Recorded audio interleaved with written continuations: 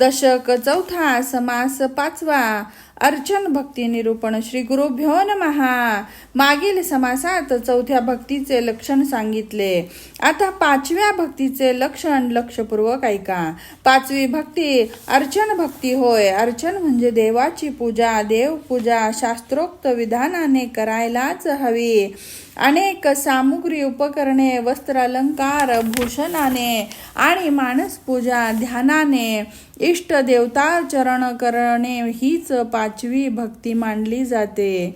त्याचप्रमाणे अन्य देवता, ब्राह्मण, अग्नी, संत, साधू, अतिथी, संन्यासी, महानुभाव, गोमाता इत्यादींची पूजा करणे ही सुद्धा अर्चन भक्ती होय. त्याचप्रमाणे धातू, मृत्तिका, पाषाण, चित्रे यांची पूजा, योग्य मनुष्याची पूजा आणि घरातील देवांची पूजा हे अर्चन होय.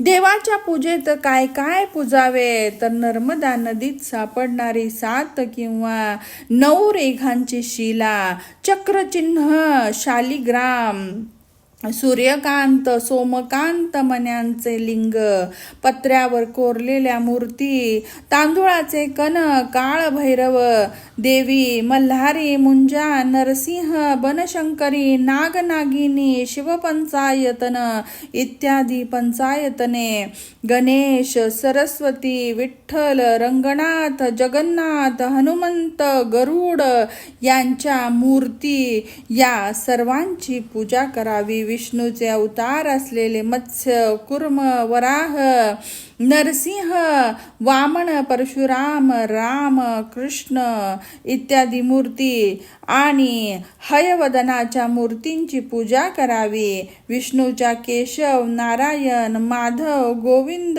विष्णू, मधुसूदन, त्रिविक्रम, वामन, श्रीधर, ऋषिकेश, पद्मनाभ, दामोदर, संकर्षण, वासुदेव, प्रद्युम्न, अनिरुद्ध, पुरुषोत्तम, अधोक्षज, नरसिंह, अच्युत, जनार्दन, उपेंद्र, हरी आणि श्रीकृष्ण या 24 नावाच्या मूर्तींचे आणि शंकराच्या अनेक मूर्तींचे, भगवत, जगदात्मा यांच्या मूर्ती आणि शिवशक्ती यांच्या विविध मूर्तींचे देव पूजेत पूजन करावे.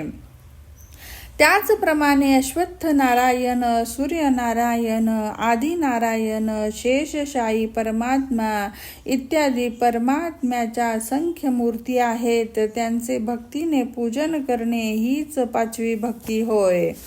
देवाच्या पूजेशिवाय कुलधर्म, कुलाचारही न सोडता विशेष किंवा साधारण रीतीने करावे.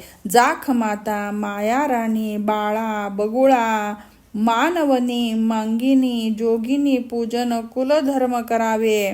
त्याशिवाय वेगवेगळ्या क्षेत्राला जाऊन तेथील देवांची पूजा करावी. या स्थानामध्ये भगवंताला अनेक सामुग्रीने अर्चन करावे.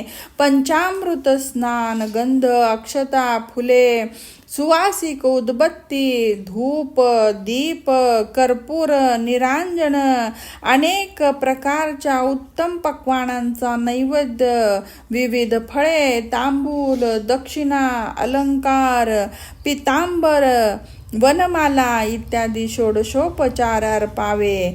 त्या क्षेत्रात पालखी, छत्रचामरे, मेना इत्यादी सुखासने, मोठी मेघडंबरे, अब्दागिरी, दिंडी, पताका, निशाणे, टाळ, मृदुंग, नगारा इत्यादी सह वैभवाने उत्सव होत असतात.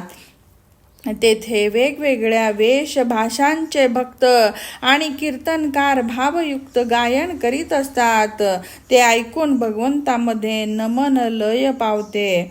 अशी तन्मयता पावणे हे अर्चन भक्तीचे एक प्रमुख अंग आहे. आता भक्तांनी क्षेत्रामध्ये कोणकोणती सेवा करावी हे सांगत आहोत.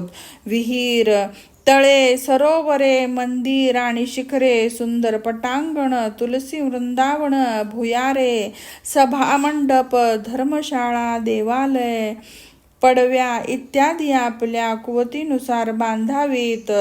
देवपूजेची अनेक पात्रे, नक्षत्रमाला, अनेक प्रकारची वस्त्रे, पडदे, छत्र, रत्नांचे झुंबर बसवावेत. शक्य असेल तर हत्ती, घोडे, गाड्या देवालयाला अर्पण करावी. त्याशिवाय अलंकार आणि अलंकार पेटी, पैसे ठेवण्यासाठी तिजोरी, अन्न पाणी आणि ते ठेवण्यासाठी पात्रे आदी सर्व द्यावे. बाग, बगीचे आणि तपस्वी यांच्यासाठी कुटीर उभारावीत. असे कार्य करून ते परमेश्वराला अत्यंत आनंदाने अर्पण करावे. इतकेच नव्हे तर पोपट, क्रॉंच, मोर, बदके, जक्कवकी, चकोर, कोकिळ इत्यादी पक्षी, हरिण, सारंग, कस्तुरी मृग, मांजर, गाय, म्हैस, बैल, माकड इत्यादी गुणवंत पशु आणि मुले देवालयाला समर्पण करावी.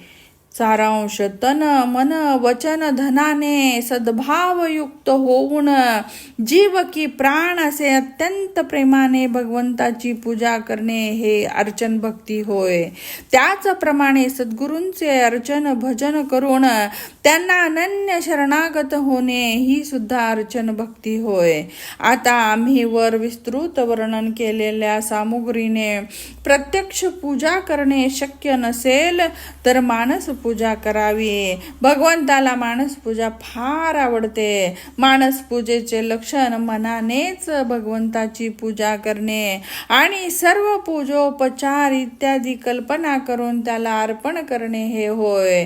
असे आपल्याला जे जे आवडते ते सर्व कल्पना करून अर्पण करून मानस पूजा करावी. इति श्री दासबोधे गुरुशिष्य संवादे चतुर्थ दशके अर्चन भक्ती निरूपणं नाम पंचमः समासः.